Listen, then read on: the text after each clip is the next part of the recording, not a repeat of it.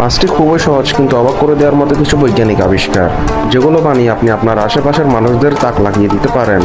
Number 1, একটি বোতলকে এভাবে একটি কাঠামোর উপর রেখে এর নিচের মোমবাতি জ্বালিয়ে দেওয়া হয়। মোমবাতিটির ধোঁয়া যখন বোতলের ভিতর ঢুকে তখন এটি উপর দিকে উঠতে থাকে।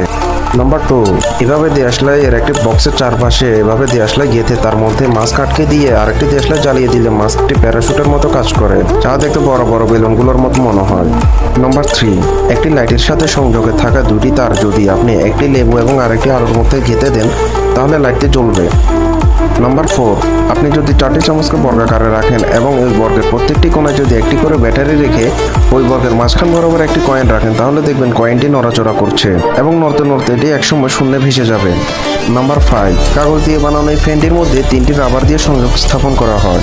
3 কোণায় 3টি রাবার লাগিয়ে ফ্যানটিকে উল্টো দিকে ঘুরিয়ে ছেড়ে দিলে ফ্যানটি অনবরত ঘুরতে থাকে এবং আপনারা অবশ্যই দেখছেন এর মধ্যে কোনো বৈদ্যুতিক